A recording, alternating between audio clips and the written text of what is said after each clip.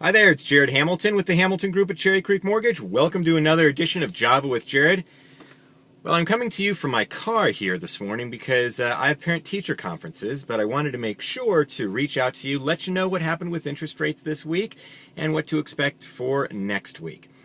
So, if you remember, last Friday we saw the employment report came out, and that showed a surprise in the market. The unemployment rate fell to 7.8% from 8.1%, so it dropped below the important 8% threshold, which was a big surprise to everybody, and that actually caused interest rates to deteriorate a little bit. And so what was going to be interesting this week is to see if that extended and we saw continued weakness in the market.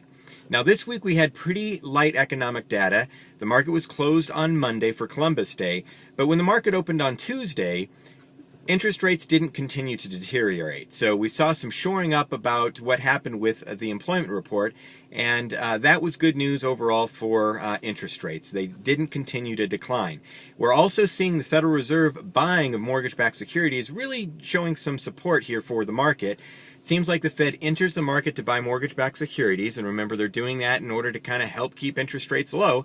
They're doing that around 12 o'clock at lunchtime every day, and we see a little bit of a bounce in the market. If there's weakness, that usually deteriorates when the Fed enters the market and begins buying. So we're seeing that really actually shore up interest rates, and it's doing what the Fed had hoped, that it's keeping interest rates low.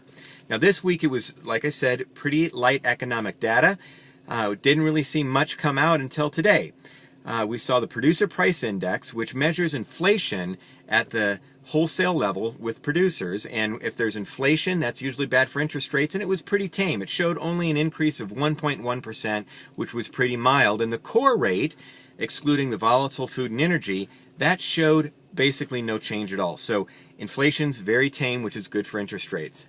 The Consumer Sentiment Index also came out, and that showed a huge surge. It looks like the consumer is feeling pretty good, and that could be something that could cause spending more down the road and cause the economy to improve, which would be good for the economy, but also could cause some pressure for interest rates. But that surged to 83.1%, which is the highest level in about 5 years. So overall, the consumer is feeling pretty good. So that's what happened with interest rates. It was relatively unchanged, so there was no continued fallout from the jobs data. So I hope you guys have a wonderful week. I hope these parent-teacher conferences go well. I'm not too worried about it, but if you guys ever have any questions, please feel free to give us a call. Next week we see a jam-packed week with economic data, so I'll be sure to reach out and let you know. I hope you have a wonderful week. And by the way, don't worry, I'm in the car, but I'm not driving, so no issues there. Have a wonderful week. If you have questions, give us a call, and thanks for joining me with Java with Jared. Talk to you soon. Bye-bye.